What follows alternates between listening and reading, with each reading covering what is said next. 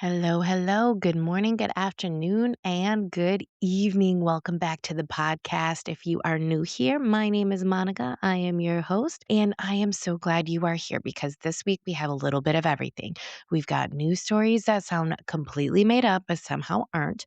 A true crime case that takes us deep into like the ultra competitive world of professional fitness. And of course, we will wrap things up with my mom moment because apparently my household is determined to spend the entire year teething. In today's episode, we're talking about a Labrador who somehow managed to fire a shotgun, allegations involving the CIA DNA databases and aliens, which honestly sounds like someone threw random words into a blender. And then we are driving into one of the wildest episodes of the Mean Girl Murder series on Hulu that I just watched. We'll head to Las Vegas, where ambition, jealousy, steroids, infidelity, and obsession collide in one case that ends in a tragedy and leaves more questions than answers. And finally, I will share some updates about life at home, including a parenting milestone I've been waiting for months to hear from Maddox. And yeah, just a little bit of what's been going on in my life lately. So grab your coffee, your laundry, your emotional support snack, or whatever you've got going on today. Let's get into it.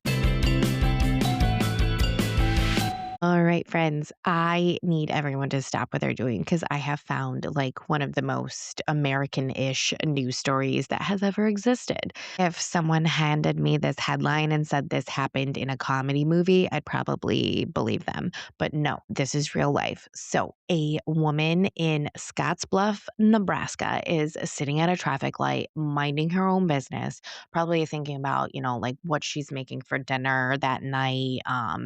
What went on during the day, whatever, just normal people stuff. And then suddenly, bam, she gets a shot in the arm. Like now, naturally, you're thinking, oh my gosh, there was like a drive by shooting or something like that. But no, like this was not that. It like wasn't road rage or like some criminal mastermind situation. Friends, the shooter was allegedly a dog. So according to police, a truck had pulled into a convenience store parking lot. The owner went inside, leaving back the black Labrador in the vehicle with a loaded shotgun, mind you. So already we're making some questionable life choices just right off the bat. So the dog begins moving around in the back seat and just doing like dog things, like where's my owner, And then, maybe he saw a squirrel or he was looking for snacks or something, but definitely like not preparing for his criminal career. So, um I don't know. Maybe he was. We'll never know, I guess. But somehow this dog managed to trigger the loaded shotgun.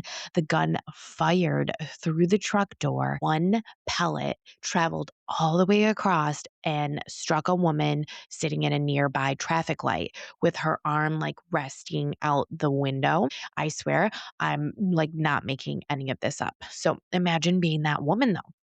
Like, how do you even explain this to your insurance company? Like, ma'am, can you describe the shooter? Well, Karen, he was approximately 2 feet tall, covered in black fur, and highly motivated. Thankfully, her injuries were not life threatening, but police were quick to point out something that apparently needs to be said. Maybe don't leave shotguns in vehicles with your dog. I know it's a controversial take. Apparently, it's also illegal in Nebraska to transport a loaded gun in a vehicle. Who could possibly have predicted, that mixed firearms vehicles and a Labrador with zero impulse control might lead to some problems? So, the internet, of course, immediately did what the internet does. People start joking that the dog had exercised his constitutional right to bear arms. And honestly, that pun also deserves jail time. But here's what gets me. So, dogs spend their entire lives trying to eat socks, licking windows, and barking at absolutely nothing. And somehow this one managed to operate a firearm, the overachiever of the canine world, honestly. So, somewhere right now, there's a golden retriever struggling to understand how stairs work, while this Labrador is out here making national headlines. Again, only in America. All right. So that was our first story. And our next story requires like a giant disclaimer because what I'm about to tell you falls squarely into the category of interesting claim. I don't know. This isn't a proven fact or it hasn't been confirmed or verified, but it was in the news and it's definitely entertaining. So I'm going to tell you guys. So a whistleblower claimed recently that like there were some claims that resurfaced suggesting that intelligence agencies may have used consumer DNA databases to search for something very unexpected. And I'm not talking about terrorists, criminals, or spies. I am actually talking about aliens, one of my favorite topics. According to the story, former intelligence related sources allegedly claim that there was an interest in screening ancestry databases looking for unusual genetic markers that could potentially indicate extraterrestrial ancestry. Now, before anyone throws their 23andMe kit into the nearest dumpster, this is there is absolutely no evidence that this occurred. So, no evidence that alien DNA has even ever been identified that we know of, or that extraterrestrials are secretly hiding in Colorado mountain towns. And I've lived in a Colorado mountain town and I did not see any aliens. I do believe in them though. There's just not in Colorado, is all I'm saying. And there's certainly been no evidence, that your Uncle Randy mysteriously is 2% other on the ancestry results. Yeah. So he's not from like the planet Zorgon or whatever. But let's talk about this story, like why it exploded online, because it combines three different things people absolutely love. So government secrecy, DNA testing, and aliens. It's basically conspiracy theory bingo up in here. And then things got even weirder. So the claim resurfaced older stories about intelligence agencies attempting to obtain DNA during a national security investigations. And here is the wild part about that. That portion actually has some historical basis. So years ago, it was reported that the CIA used a fake vaccination campaign in Pakistan while trying to obtain DNA connected to Osama bin Laden's family. So that part is documented history, but somewhere between that very real operation and the government is screening DNA for alien hybrids, I said that weird, hybrids. The train just completely left the tracks there. So the story then spirals into claims that human alien hybrids are quietly living among us, which honestly sounds less like intelligence gathering and more like the plot of a sci-fi channel movie at 2 a.m. But like, can you imagine getting your ancestry report and then it's like, congratulations, you're 37% Irish, 42% Polish, 18% German, and 2% intergalactic refugee. Like who entered that data and what database are they using? So the Pentagon continues maintaining that there is no verified evidence of extraterrestrial life.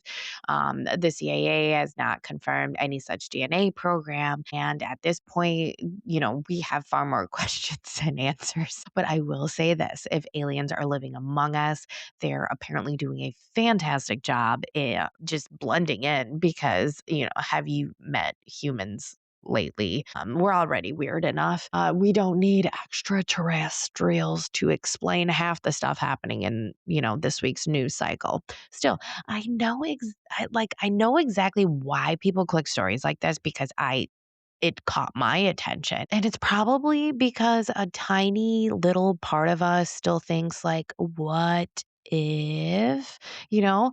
And honestly, that's probably why alien stories will never die. And I'm okay with that. Okay, guys, we are going to just dive right into segment two. I am just quick disclaimer. It is a beautiful Saturday afternoon, and my neighbors are having this amazing event happening.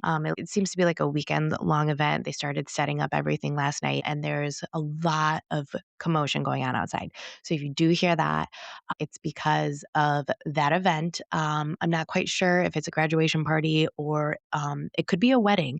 Um, and it looks fabulous. So it looks like there's a dragon going up. So I'm really excited to see what the whole finished product over there because there's like ribbons and trees and it looks absolutely beautiful over there. But we do have a lot of background noise. So I'm not sure how great my mic is going to be at canceling that out, but I guess we'll find out. But yeah, let's just get into segment two. And this story is absolutely bananas. And you know how every industry claims it's competitive. Corporate America is competitive, professional sports is competitive, trying to get your toddler to wear pants is competitive. But the world of professional fitness competitions in the early 2000s, that was apparently like a whole different level of chaos. So I watched Hulu's Mean Girl Murders Built for Murder. And I went into this thinking that we'd get some kind of like pretty backstage fitness drama, maybe a few spray tan feuds, some, I don't know, passive aggressive pageant behavior. But nope, we got murder. So let's just get into the story. Let's head to Las Vegas. It is December 14th, 2005. It is 4:40 in the morning when a truck driver notices a vehicle engulfed in flames in the Nevada desert and he calls 911. Firefighters arrive and begin extinguishing the blaze. As they're putting out the fire, something catches their attention. It was actually a volunteer firefighter that arrived on scene and was putting out the fire. And he notices that the back seat was completely like burned through into the trunk. And, throughout that opening that was burnt, they can see what appears to be human remains inside the trunk. Not exactly the kind of thing that you expect to find before sunrise. Investigators pry open the trunk and they discover the body of a woman. The scene immediately looks suspicious. They believe some kind of accelerant had been used, possibly charcoal lighter fluid, to help the car burn quicker. And then they run the registration of the vehicle. The vehicle belongs to none other than fitness superstar Kelly Ryan.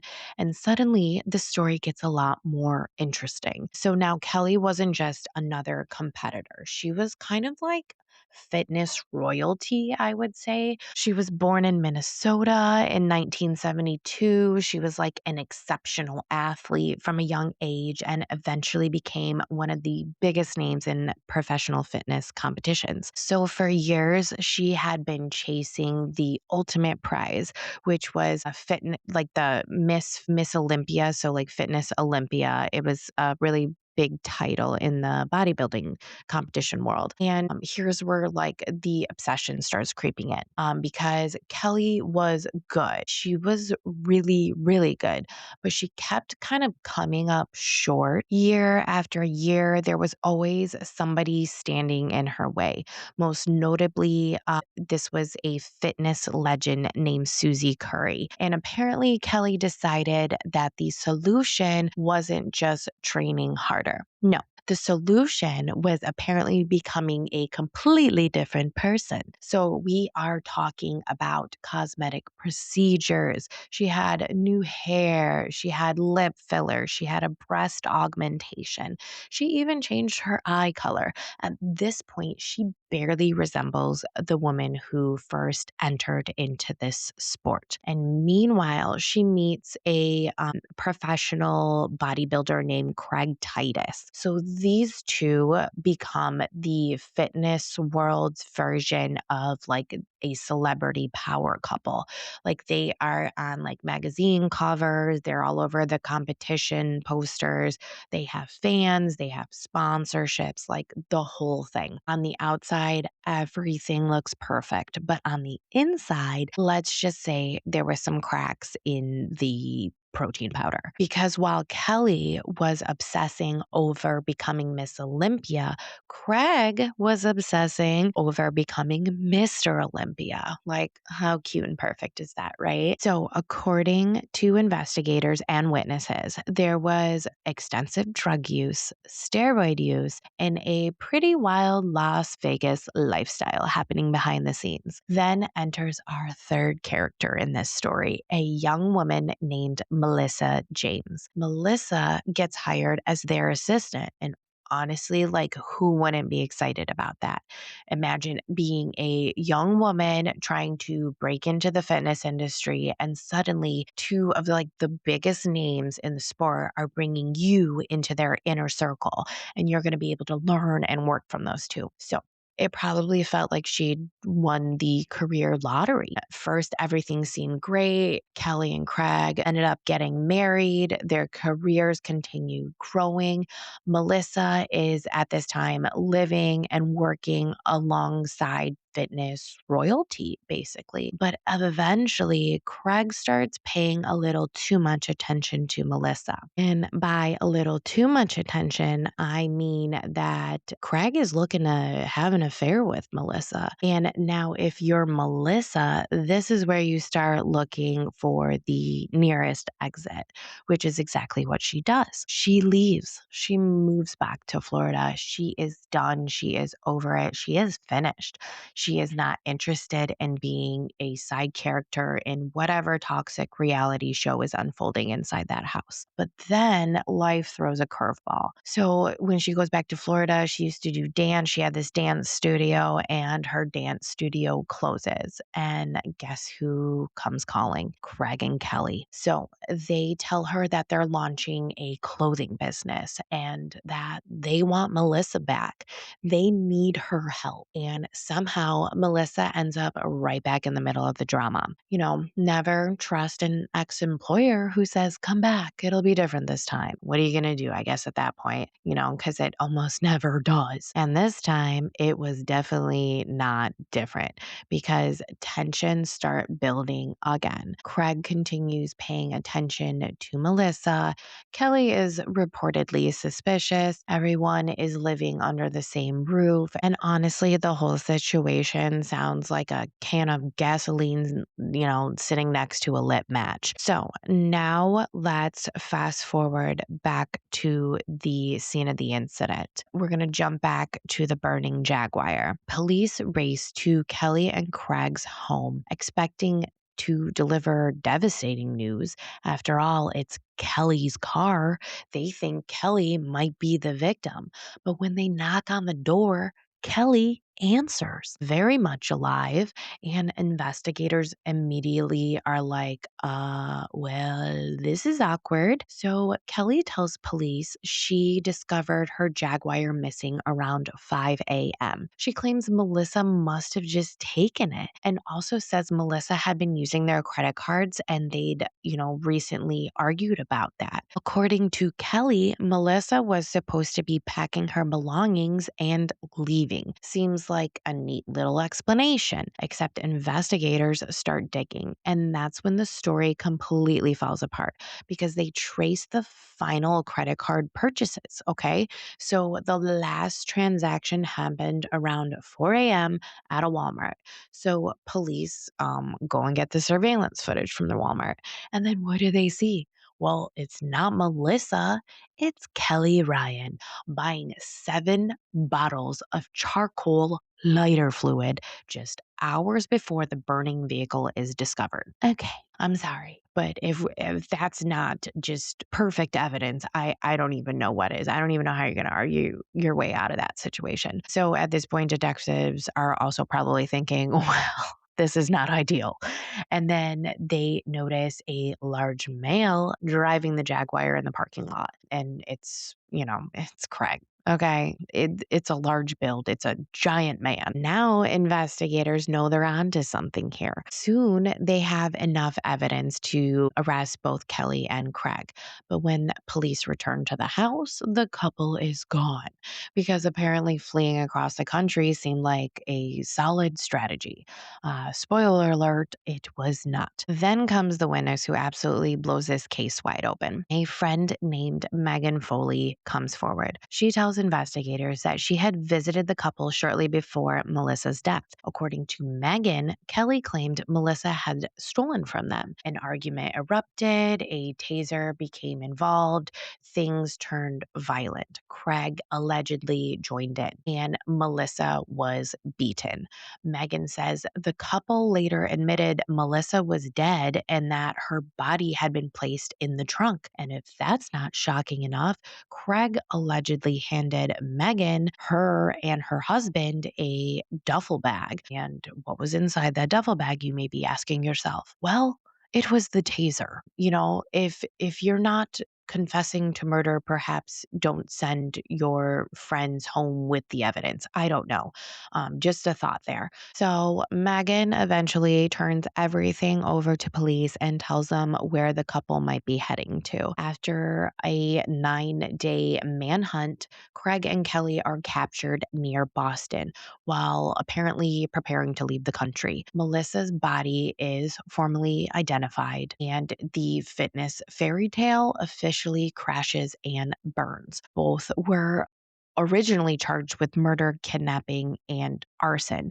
Just days before the trial, they accept plea deals. So Craig pleads guilty to second-degree murder, first-degree kidnapping, and arson. And Kelly pleads guilty to arson and enters a plea to battery with a deadly weapon causing significant bodily harm. So Craig receives a sentence of 21 to 55 years in prison. Kelly receives 2 consecutive sentences of 3 to 13 years. She is eventually released in 2017. The couple divorced while incarcerated, and honestly, the whole thing feels like a cautionary tale about obsession with winning, obsession with appearance, with status. But at some point, this stopped being about fitness competitions. It stopped being about the Olympia titles. It became a story about ego, jealousy, drugs, infidelity. A young woman named Melissa James who got caught in the middle of a very dangerous situation. And that's the part I can't stop thinking about because Melissa wasn't the famous one. She wasn't on magazine covers. She wasn't chasing trophies, but she's the one who paid the ultimate price for these two crazy people. And, that's what makes this case so heartbreaking. And just sharing Melissa's story is important because she was a person and she just got tangled up in a really bad situation. But yeah, that's that episode. I feel really bad for Melissa and her family. It's really sad what happened, and I hope she can rest peacefully. All right, friends, it is time for our mom moment. And if you've been following along for the past several episodes, you'll know that we have been on what feels like the world's longest teething journey. Seriously, at this point, I don't know if Maddox is getting teeth or I don't know, auditioning to become a shark. The good news is that we seem to be coming out on the other side of it. At least we're getting through the worst of it. The constant crankiness has eased up a bit. Everyone's sleeping a little bit better. And I was starting to think that maybe, just maybe, we were kind of catching a break. And then, immediately after the teething pains subsided, he got a cold. So, because apparently the parenting universe saw me getting comfortable and said, absolutely not. So now we're dealing with teething and a cold, a combo meal that nobody ordered. So luckily, it hasn't been terrible, but it's just enough to keep everyone slightly miserable and slightly more tired than usual. But despite the runny nose and the endless search for tissues, we had a major parenting victory this week. My friends, he said, please. He finally said, please. I have been working on this milestone for months, like months of modeling it, months of like repeating it, saying, can you say please? And months of hearing absolutely anything except please. And then this week, it finally just clicked. I don't know who was prouder, me or him. Actually, yeah, actually, it was definitely me. I was getting ready to hand out trophies, call the newspapers, alert the authorities. My child has manners. So now, next, we are setting our sights on a thank you. So, yeah, that's the next mountain we're climbing. And if it takes as long as Please did, check back with me sometime in 2027 for thank you. But honestly, these little wins are just the things that make parenting so much fun. You spend months wondering if anything you've been teaching is like actually sinking in. And then one day they actually do the thing that you've been working on for forever. And then suddenly you're celebrating a single word, just like your team won the Super Bowl or something. The other thing I've been reflecting on this week is just how exhausted I have been feeling. I don't know if it's just been one of those weeks. I don't know if it's just like work stuff, home stuff, just life stuff in general, just a little bit of everything. It's like one of those weeks where like nothing is like necessarily catastrophic, but it's also just like one thing after another. But yeah, so that's been the vibe. But like what I don't know. This is the interesting part about it. Like normally I'd be carrying around all of that with me, like mentally, like I'd be replaying it and overthinking it and getting annoyed by it. But like this week, I've just kind of been like letting things roll off my shoulders. And like, don't get me wrong, like bad stuff happens. And there were definitely moments where I could have like spiraled this week, but instead I just kind of found myself thinking, well, that sucks. And then just kind of like moving on with my day. And honestly, I kind of like that version of myself. I don't know if it's again the planets, just age, just being too tired to care. I have no idea, but there's something really freeing about not giving every single like inconvenience front row seats to your brain and everything, like not everything deserves your energy or your stress. Some things just deserve a shrug and well, that's unfortunate and life moves on. So while I am definitely tired, I'm also surprisingly in a optimistic mood. And it's a really nice place to be. And I'm looking forward to what next week has to bring. And I'm looking forward to this weekend. I don't have any major plans. I do have a graduation party this evening. But other than that, no huge agenda, just kind of slowing down a little bit, spending time with my family, and hopefully getting some rest and enjoying whatever little moments come our way. And I don't know, it sounds pretty perfect right now. Well, friends, that brings us to the end of another episode. Today, we've learned that apparently dogs can accidentally discharge firearms. The internet will never stop being fascinated by aliens. And chasing success at any cost can sometimes lead people down a very dark path. On a much lighter note, we also celebrated a huge parenting win in our house because Maddox finally learned how to say please. And honestly, that accomplishment deserves more recognition than most things I've done this week. As always, thank you so much for spending part of your day with me, whether you're cleaning, folding laundry, hiding from your children in the pantry, or pretending not to hear someone yelling mom for the 17th time today. I really appreciate you being here. If you enjoyed today's episode, please be sure to subscribe, leave a review, and share it with a friend who appreciates true crime, weird news, and the occasional toddler update. Until next time, you guys, take care of yourselves, give yourselves a little grace, and remember, not everything deserves your energy. All right, guys, that wraps it up for today. Okay, love you. Bye.